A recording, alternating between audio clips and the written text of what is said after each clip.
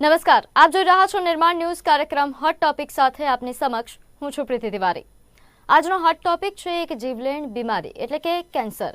આજકાલ આપ ઘણી બધી ચર્ચાઓ કેન્સર વિશે સાંભળતા હશો, કરતા પણ હશો, કારણ કે કેન્સરને લઈને આજકાલ ખૂબ ચર્ચાઓ થઈ રહી છે। ચર્ચાની શરૂઆત ત્યાંથી થઈ જ્યારે કેન્દ્ર સરકારનું જે વચગાળાનું બજેટ રજૂ કરવામાં આવ્યું નાણામંત્રી દ્વારા, એમાં એક ખૂબ મોટી જાહેરાત કરવામાં આવી, એ છે સર્વાઇકલ કેન્સરને લઈને। સર્વાઇકલ કેન્સર માટે કિશોરીઓ 9 થી 14 વર્ષની કિશોરીઓને હવે રસીકરણ માટે સરકાર પ્રોત્સાહન આપશે, મફતમાં રસીકરણ કરાવી આપશે, તે પ્રકારની જાહેરાત થઈ। તે બાદ કેન્સરની ચર્ચાઓએ વેગ પકડ્યું છે। આ ઉપરાંતના પણ ઘણા બધા કારણો છે કેન્સર પર ચર્ચાના। ત્યારે આ કેન્સર ખરેખર કેવા પ્રકારની બીમારી છે, કેટલા પ્રકારના કેન્સર છે જેનાથી આપણે સાવધાન રહેવાની જરૂર છે, ભારતમાં આ બીમારીને લઈને ખરેખર આપણે કેટલા ચિંતિત થવાની જરૂર છે તે પણ જાણીશું, અને સાથે સાથે તમામ ઝીણવટપૂર્વકની માહિતી જે કેન્સર સાથે દરેક વ્યક્તિએ જાણવી જોઈએ તે જાણવાનો પ્રયાસ કરીશું। અને આ બધી ચર્ચા આપણી સાથે આજે કરવા માટે 3 મહેમાન ઉપસ્થિત છે। આપણી સાથે ઉપસ્થિત છે જાણીતા એવા સિનિયર કેન્સર સર્જન એટલે કે ડોક્ટર જેડી પટેલજી। આ ઉપરાંત આપણી સાથે કન્સલ્ટન્ટ ઓન્કોલોજીસ્ટ 2 ઉપસ્થિત છે, ડોક્ટર ઝલક કેલાવાલા તેમજ ડોક્ટર નિકુંજ વિઠલાની। પહેલા તો આપ ત્રણેયનું નિર્માણ ન્યૂઝ પર સ્વાગત છે। Thank you. સૌથી પહેલા શરૂઆત ડોક્ટર જેડી આપનાથી કરીશ। જ્યારે આપણે કેન્સરની વાત કરી રહ્યા છીએ, ભારતમાં આજકાલ થોડા દિવસથી ઘણી બધી ચર્ચાઓ થઈ રહી છે કેન્સરને લઈને। WHO દ્વારા પણ હમણાં ચેતવણી જાહેર કરવામાં આવી હતી, આંકડાઓ જાહેર કરવામાં આવ્યા હતા। શું ખરેખર ભારતના લોકોએ કેન્સરને લઈને જાગૃત થવાની જરૂર છે? કેન્સરને લઈને થોડું ઘણું ગભરાવાની જરૂર છે? ગભરાવાની જરૂર તો ક્યારેય નથી।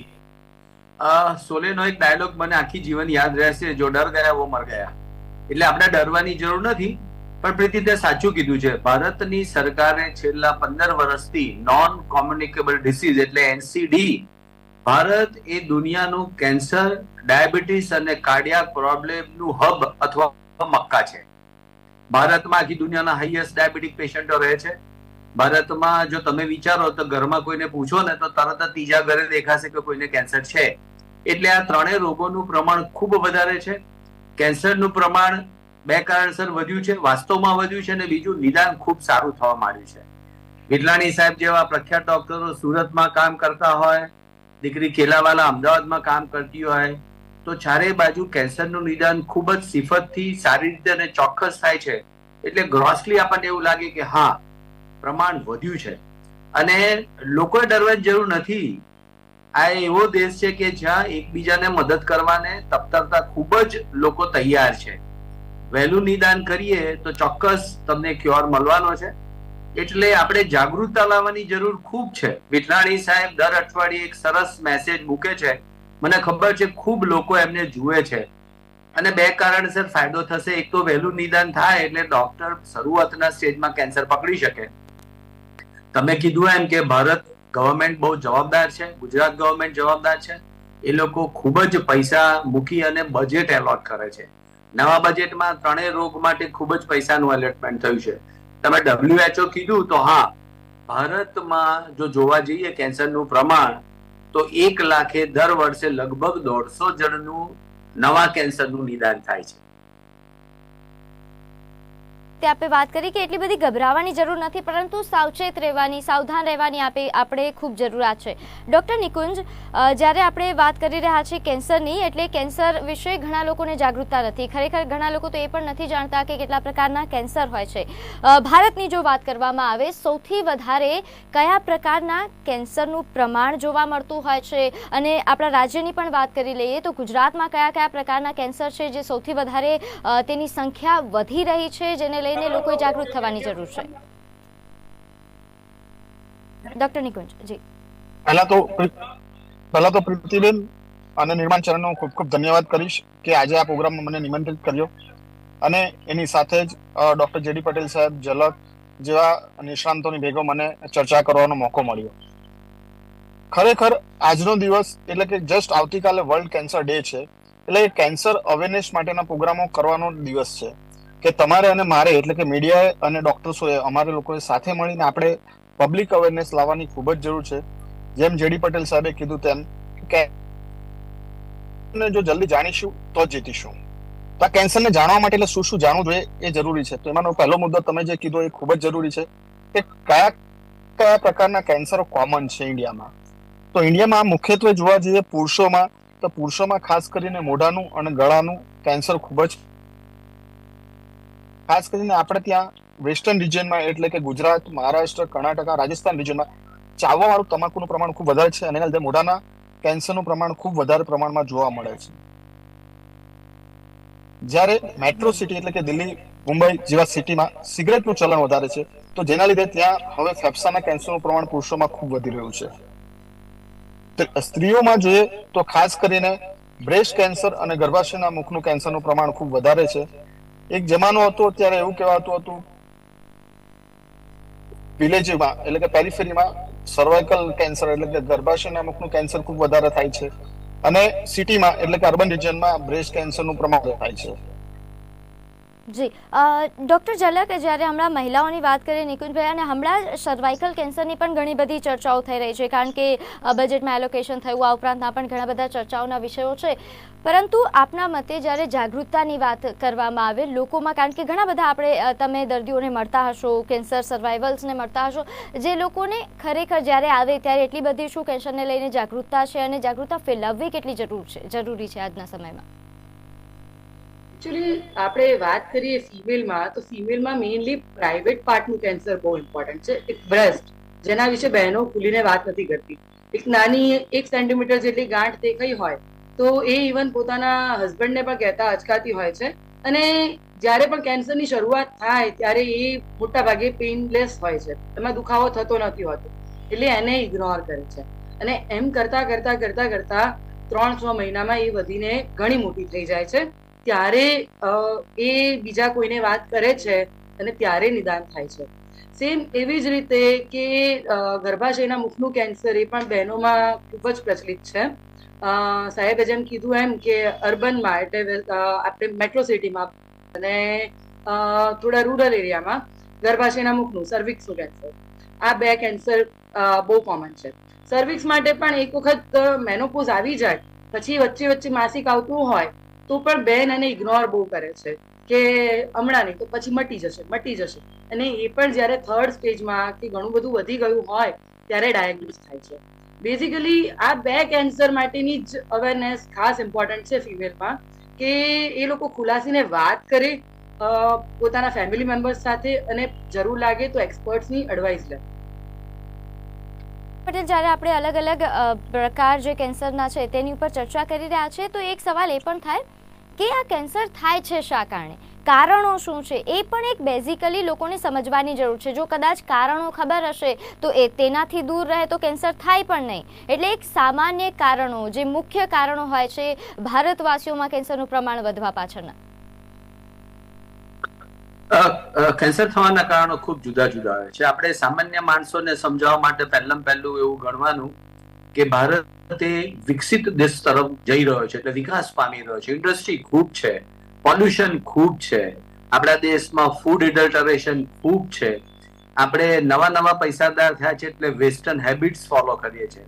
આપણે અહીંયા તમાકુનું સેવન ખૂબ છે, આપણે અહીંયા દારૂનું સેવન ખૂબ છે. બીજું હાઇજીન, આપણે અહીંયા ધારો કે જેમ ઝલકભાઈને કીધું કે યુટ્રાઇન સર્વિક્સનું કેન્સર, તો HPV વેક્સિન HPV વાયરસને લીધે થાય. જેનું કારણ શું કે સ્વચ્છતા પોતાની ના મેન્ટેન થાય, ઓરલ હાઇજીન એટલે મોઢું આપણું ચોખ્ખું ના રહે. બીજું એક જીન્સ એટલે આનુવંશિક. મારા ઘરમાં જો મારા ફાધરને કેન્સર થયું હોય અન્નનળીનું કે આંતરડાનું તો મને એનો 8 ગણો ચાન્સ હોય. ધારો કે બ્રાકા એક જીન્સનો ટેસ્ટ કરીએ સ્ત્રીઓમાં, જો એ બ્રાકા ટેસ્ટ પોઝિટિવ તો માં પોતાની દીકરીને એ જીન આપે, તો એમાં એવું થાય કે 100માંથી 65 થી 70 વાર બેનને સ્તનનું કેન્સર, ઓવરી એટલે કે અંડાશયનું કેન્સર થઈ શકે. એટલે ગ્રોસલી આપણે જાણીએ તો કેમિકલ કાર્સિનોજેનેસિસ, વાયરલ ધારો કે હેપેટાઇટિસ બી થાય, એ બહુ કોમન છે આપણા દેશમાં. આપણે વેક્સિન હવે લેવા માંડ્યા છે, એને લીધે હિપેટોસેલ્યુલર કાર્સિનોમા થાય. એટલે કેમિકલ કાર્સિનોજેનેસિસ થાય, વાયરસને લીધે થાય. આપણા ફૂડ હેબિટ્સને લીધે આપણે ગરમ ખાઈએ, બહુ તીખું ખાઈએ, અને આપણે જો ધ્યાન ના આપીએ તો અન્નનળીનું એનું કેન્સર થાય.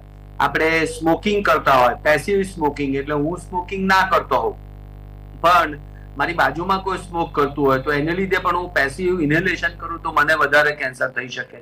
એમ આ બધા જુદા જુદા કારણો, અને બીજું દરેક શરીર જુદું હોય છે. ઘણા લોકોની સહનશક્તિ ખૂબ સારી હોય, 70 વર્ષ બીડી પીવે કશું ના થાય, અને ઘણા લોકો ખાલી 2 વર્ષ પીવે ને એને ફેફસાનું કેન્સર થઈ જાય. એટલે આ જુદા જુદા કારણો જુદા જુદા વ્યક્તિમાં જુદી જુદી રીતે થાય. પણ એ ચોક્કસ છે કે ભારતમાં કેન્સરનું પ્રમાણ વેસ્ટર્ન વર્લ્ડની જેમ ધીરે ધીરે વધવા માંડ્યું છે. આપણે જો જાગૃતિ નહીં રાખીએ તો આપણા દેશની 70% વસ્તી ગામડામાં વસે છે. અત્યારે શહેરમાં જો અવેરનેસ એટલી સારી ના હોય તો ગામડાનું તો બિચારાનું શું વિચારવું. અને બીજું, ગુજરાત તો કઈ પ્રમાણમાં વિકસિત છે. તમે મધ્યપ્રદેશ, યુપી, બિહારમાં જાઓ તો 100 કિલોમીટર દૂર હોસ્પિટલ હોય. કેન્સરની હોસ્પિટલ તો ભૂલી જાઓ. આપણે ગુજરાતમાં નસીબદાર છે કે આપણે અહીંયા આરોગ્યની સેવાઓ ખૂબ સારી છે, અને ડોક્ટરો ગામડે જઈને પણ મોટી મોટી હોસ્પિટલો ખોલે છે. એટલે મને લાગે છે કે જવાબદાર વ્યક્તિ તરીકે, જેમ વિઠાણી સાહેબે કીધું, ડોક્ટરો, પ્રિન્ટ મીડિયા, ડિજિટલ મીડિયા, બધાએ ખૂબ જવાબદારીપૂર્વક અવેરનેસ વધારવાનું કામ બધા રોગોમાં કરવાની જરૂર છે. આપે વાત કરી કે અને સરે પણ વાત કરી કે ઘણા બધા કારણો છે. હવે આપણે ત્યાં કેન્સર એટલે થોડા સમય પહેલા એવી માન્યતા હતી કે જેને કેન્સર થાય એનું મોત નિશ્ચિત છે, પરંતુ એ મોત કેટલા સમય બાદ આવશે એ આપણા કંટ્રોલમાં છે કદાચ. તો પહેલા તો જે વ્યક્તિને કેન્સર થઈ ગયું છે તો આપણે ત્યાં નિદાનની વ્યવસ્થાઓ કેવા પ્રકારની ઉપસ્થિત છે, અને આ રોગ થાય નહીં તે પહેલાની પણ નિદાનની વ્યવસ્થાઓ છે, તો એ કેવા પ્રકારની છે? પહેલા તો હું અહીંયા મેસેજ આપવા માંગીશ કે જે જૂની માન્યતા હતી કે કેન્સર એટલે કેન્સર, તો એ માન્યતા હવે છોડી દેવાની જરૂર છે. એ કેન્સર થયું એટલે મરવું એ નક્કી નથી. પણ પહેલા પણ સાહેબે કીધું તેમ કે કેન્સરને જો જલ્દીથી જાણી શકશું તો જીતી શકશું. એટલે એક એક્ઝામ્પલ સાથે કહું કે બ્રેસ્ટ કેન્સર હોય કે ગર્ભાશયના મુખનું કેન્સર હોય, સ્ટેજ 1 માં આપણે ખબર પડે તો આપણે 90% દર્દીઓને બચાવી શકીએ છીએ. જ્યારે એ જ કેન્સર આપણે સ્ટેજ 4 માં ખબર પડે તો આપણે માત્ર 20% દર્દીઓને 5 વર્ષ કે એનાથી વધારે જિંદગી આપી શકતા હોય છે. એટલે કેન્સરને શરૂઆતના સ્ટેજમાં જાણવું ખૂબ જરૂરી છે. રહી તો કેન્સર માટેની તપાસો, તો સાહેબે જેમ કીધું તે પ્રમાણે કે આજે મોટા સિટી, ગુજરાતમાં તો મોટા સિટીઓમાં પણ તો ખરું, પણ નાના નાના ગામડે પણ બધી સેવાઓ અથવા તો બધી ડાયગ્નોસ્ટિક ફેસિલિટી ઉપલબ્ધ થઈ ગઈ છે. એના માટે ખાસ કરીને આજના દિવસોમાં મેસેજ આપવા માંગીશ કે જે સ્ત્રીઓમાં થતા 2 કેન્સર કોમન છે, ગર્ભાશયના મુખનું કેન્સર અને બ્રેસ્ટ કેન્સર, તો બંને માટે સ્ક્રીનિંગ ટેસ્ટ અવેલેબલ છે જે નાના નાના ગામડાઓમાં પણ શક્ય છે. બ્રેસ્ટ કેન્સર માટે મેમોગ્રાફી ટેસ્ટ કહેવાય કે જે 35 વર્ષ પછીની ઉંમરે દર લેડીઝે દર વર્ષે કરાવવી જોઈએ, અપ ટુ 70 યર્સ. અને એવી જ રીતે ગર્ભાશયના મુખના કેન્સર માટે પેપ્સમિયર ટેસ્ટ કહેવાય કે જે નજીકમાં તમારા ગાયનેકોલોજીસ્ટ પણ કરી શકે.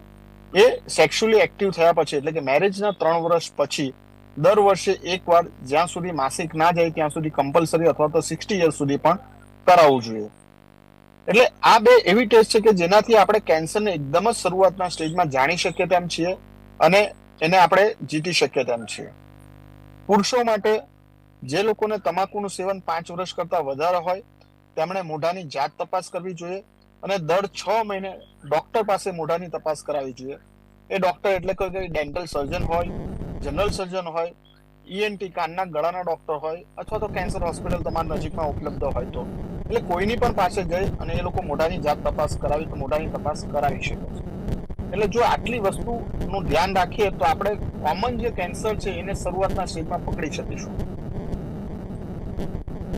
સર, કોઈને ખબર પડી જાય છે તો તેમનું નિદાન કરવું એ ખૂબ સરળ પણ પડી જાય છે, અને એમની મોતની શક્યતાઓ ઘણી બધી ઓછી થઈ જાય છે, એવું કહી શકાય ડોક્ટર નિકુંજ? હા, 100% સાચી વાત કીધી.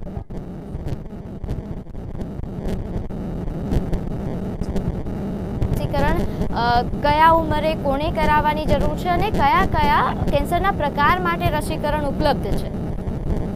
હમણાં 2 દિવસ પહેલા બજેટ જ્યારે આવ્યું ત્યારે આપણા નાણાપ્રધાને જ્યારે વેક્સિન વિશે થોડુંક વાત કરી અને હવે બધાને થવા માટે છે. આ ખરેખર બહુ સારું ઇનિશિએશન છે મેડમ તરફથી. એકચ્યુઅલી વેક્સિન છે જે પુરુષ અને સ્ત્રી બંને લઈ શકે છે. વેક્સિન એ તમને કેન્સરમાંથી નહીં, પરંતુ HPV જે એક વાયરસ છે જેની લગભગ 200 જેટલી પ્રજાતિ છે, એમાંથી અમુક પ્રજાતિ હાઈ રિસ્ક છે, જે જેનાઇટલ વાર્ડ્સ જે કન્ડિશન છે જેમાં જનન અંગોની આજુબાજુ ફૂલીને એવું થતું હોય છે, તેમજ આગળ જતા કેન્સર થઈ શકે છે. જે હાઈ રિસ્ક આવા HPV વાયરસની પ્રજાતિ છે એને અગેન્સ્ટ વેક્સિન આપવામાં આવે છે. એ આપણને આ વાયરલ ઇન્ફેક્શનથી પ્રોટેક્શન આપે છે.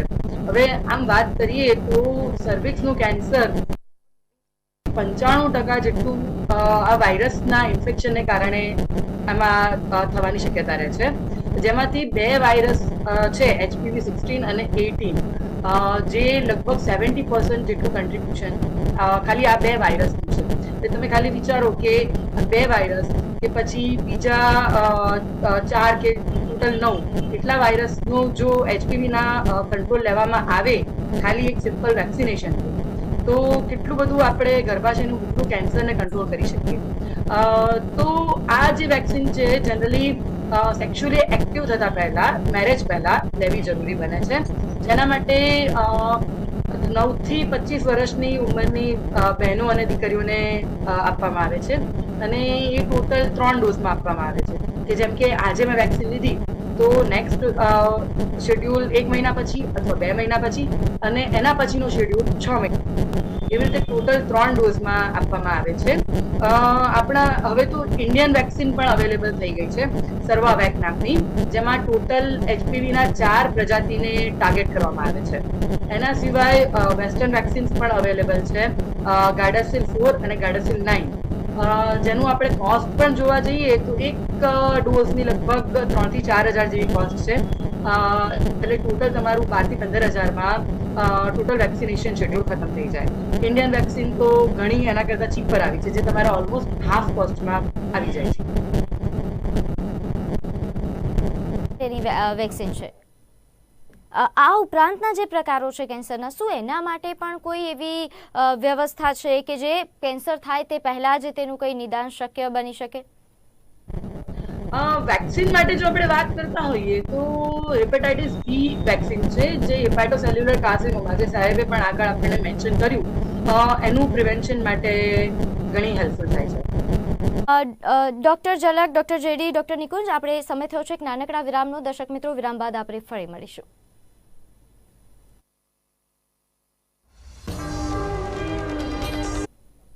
વિરામ બાદ આપનું સ્વાગત છે. હોટ ટોપિક પર આપણે ચર્ચા કરી રહ્યા છીએ કેન્સર વિશે. કેન્સરને લઈને જાગૃતતા ફેલાવવાનો એક પ્રયાસ કરી રહ્યા છીએ આ કાર્યક્રમના માધ્યમથી. ડૉક્ટર જેડી, જે રીતે હમણાં ડૉક્ટર ઝલકે જણાવ્યું કે આપણે ત્યાં રસીકરણની પણ સુવિધા છે, જેમ કે સર્વાઇકલ કેન્સરને લઈને, આ ઉપરાંત પણ કદાચ એકાદ પ્રકારના કેન્સરને લઈને રસીકરણની સુવિધા છે.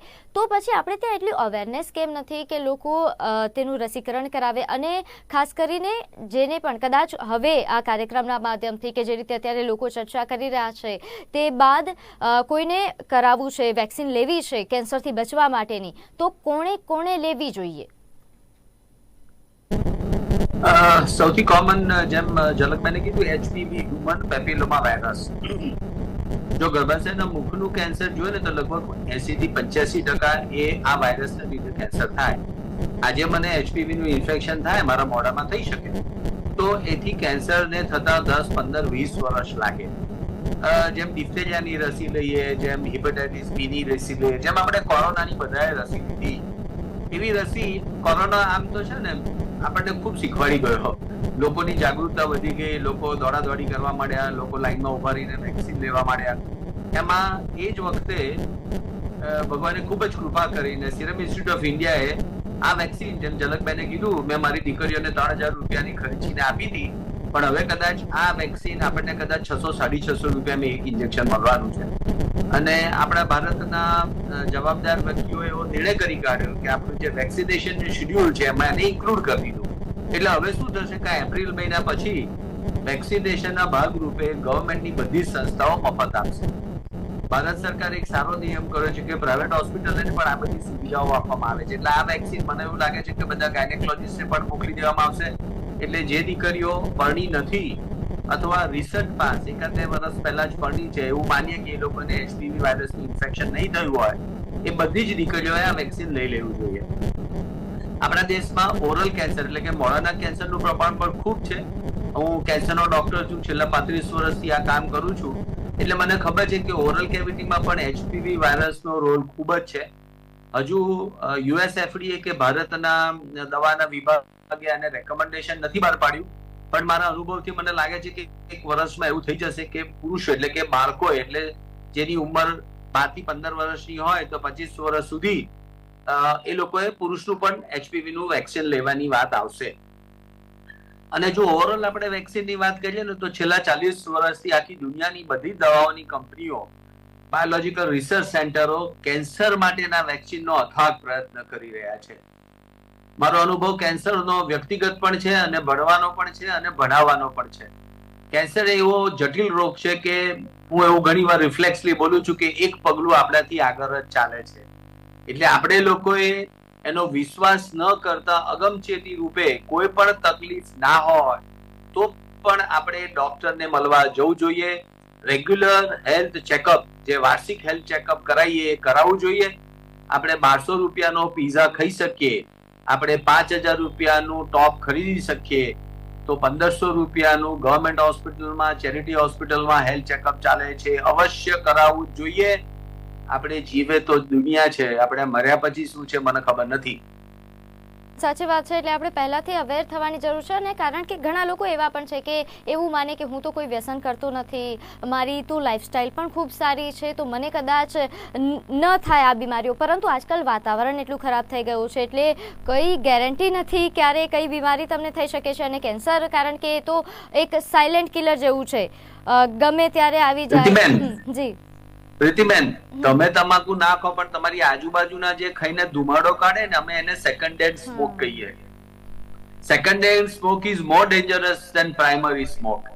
બીજું, તમે જો અમદાવાદમાં જુઓ, તમે નારોલ તરફ જાઓ, તમે ભરૂચમાંથી ગાડી પસાર થાય કે અંકલેશ્વરમાંથી ગાડી પસાર થાય તો એલાર્મ મૂકવાની જરૂર નહીં, કાચમાં બહાર જોવાની જરૂર નહીં, ખાલી શ્વાસ લો ને એટલે ખબર પડે કે આ દેશમાં પોલ્યુશન કેટલું છે. બિલકુલ બિલકુલ સાચી વાત છે. અને ડોક્ટર નિકુંજ, અત્યારે જે આ કેન્સરનું પ્રમાણ છે એ યુવાઓમાં પણ ખૂબ વધી રહ્યું છે. સૌથી ચિંતાજનક બાબત તો એ છે કે જ્યારે દેશનું ભવિષ્ય તેમાં જો બીમારીનું પ્રમાણ આટલા મોટા પ્રમાણમાં વધી રહ્યું હોય તો ખૂબ જ ચિંતાજનક બાબત છે. હાલ યુવાઓમાં જે રીતે આપણે જે કારણોની ચર્ચા કરી રહ્યા હતા, સૌથી મુખ્ય કારણ જે ધ્યાને આવે છે એ છે કે વ્યસનના કારણે કેન્સરનું પ્રમાણ સૌથી વધારે થાય છે અને યુવાઓમાં વ્યસનનું પ્રમાણ પણ વધી રહ્યું છે. એક મેસેજ યુવાઓ માટે. 100% સાચી વાત કીધી તેમ કે હવે કેન્સરનું પ્રમાણ યુવાનોમાં અને મિડલ એજ ગ્રુપમાં, એટલે કે જે માણસો આપણા ફેમિલીનો આધાર કહેવાય, આધાર સ્તંભ કહેવાય, એવું 20 થી 35 વર્ષ અથવા 20 થી 40 વર્ષની એજ ગ્રુપમાં વધી રહ્યું છે. એટલે હું લોકોને ખાસ અહીંયા મેસેજ આપવા માંગીશ કે નરેન્દ્ર મોદી સાહેબ ઘણી બધી વાર અથવા તો આપણા ઇકોનોમિસ્ટને સાંભળો તો બધા કહેતા હોય છે કે આપણી પાસે આ યુવાધન સૌથી હાઈએસ્ટ છે અત્યારે વર્લ્ડમાં, અને એના લીધે જ એ લોકો બેટ કરી રહ્યા છે કે 2040 અથવા 2047 સુધી ઇન્ડિયા સુપ્રીમ પાવર બનશે. પણ એ લોકો આ યુવાનોના ભરોસે બોલી રહ્યા છે. નરેન્દ્ર મોદી સાહેબ કહી રહ્યા છે કે એમનું કામ છે ઇન્ફ્રાસ્ટ્રક્ચર આપવાનું અને દેશને આગળ લઈ જવાનું કામ આ યુવાનોનું છે. પરંતુ જો આપણું યુવાધન આ વ્યસનમાં ફસાશે અને કેન્સર જેવા બીમારીમાં ફસાશે અને આપણે એમાં આ યુવાધનને લોસ કરશું તો એ લોસ એમનો પોતાનો નથી, પણ એક ફેમિલી આખાનો છે, એક સમાજનો, સોસાયટીનો છે અને એક દેશનો પણ છે. એટલે લોકોએ આ સમજવાની જરૂર છે કે 20 થી 40 વર્ષનો સમયગાળો એવો હોય છે કે જ્યારે તમારે તમારા ફેમિલીના હાઈએસ્ટ સપોર્ટની જરૂર હોય છે. તમારા મેરેજ થયા હોય છે, છોકરા થયા હોય છે, છોકરાનું એજ્યુકેશન હોય છે અને સાથે સાથે તમારે પોતાનો પર્સનલ ગ્રોથ પણ હોય છે. એટલે હું યુવાનોને ખાસ મેસેજ આપવા માંગીશ કે આ બીમારીથી બચવા માટે તમારે વ્યસન ના કરવું જોઈએ. તમાકુ, આલ્કોહોલનું વ્યસન બિલકુલ ના કરો. હેલ્ધી લાઈફસ્ટાઈલ જો, હેલ્ધી લાઈફસ્ટાઈલ એટલે કે શું કે જે આપને નેચર તરફથી મળે છે એવી વસ્તુનું આરોગ્ય કરો. જે વસ્તુ જંક ફૂડ કહેવાય છે, ખાસ કરીને પનીર, ચીઝ, એ બધાનું બને ત્યાં સુધી ખોરાકમાં ના લો. આની સાથે સાથે રેગ્યુલર એક્સરસાઇઝ એટલે કે હાફ એન અવરની અઠવાડિયામાં મિનિમમ 5 દિવસ માટે પરસેવો પડે તેવી એક્સરસાઇઝ તમને જે ફોર્મમાં ફાવે તે તમે કરી શકો છો. લાઈક વોકિંગ છે, રનિંગ છે, સાયકલિંગ છે, ઝુમ્બા ડાન્સ છે, યોગા છે, કે કંઈ પણ at least 5 times a week exercise regularly કરવી જોઈએ. અને એની સાથે સાથે સ્ટ્રેસ ઓછો કરો અને ખાસ કરીને રેગ્યુલર હેબિટ્સ બનાવો કે જમવાનું સમયસર અને રાત્રે સુવાનું સમયસર, અને ખાસ કરીને બોડીને પૂરતી ઊંઘ 7 થી 8 કલાકની ઊંઘ આપો. જો આટલા ફેક્ટર્સનું પણ આપણે ધ્યાન રાખશું તો આપણે આ કેન્સરનો ઇન્સિડન્સ કંઈક અંશે ઓછો કરી શકશું. બિલકુલ. Doctor Nikunj, doctor JD Patel, doctor ઝલક, આપ અમારી સાથે જોડાયા અને ખૂબ જ મહત્વપૂર્ણ જાણકારી આપે આપી તે બદલ આપનો ખૂબ ખૂબ આભાર. Thank you. Thank you. તો દર્શક મિત્રો, જે રીતે ત્રણેય ડોક્ટરોએ વાત કરી, ખાસ કરીને ડોક્ટર ઝલકે મહિલાઓને લઈને જે વાત કરી, કારણ કે અત્યારે સર્વાઇકલ કેન્સરને લઈને ખૂબ ચર્ચા થઈ રહી છે, લોકોએ જાગૃત થવાની જરૂર છે અને કદાચ બધા ના થાય, મહિલાઓ પણ જાગૃત થઈ જશે તો એ પોતાના આખા ઘરને જાગૃત કરી શકવા માટે સક્ષમ છે. તો હાલ કાર્યક્રમ હોટ ટોપિક પર બસ આટલું જ. આપ જોતા રહો નિર્માણ ન્યૂઝ. નમસ્કાર.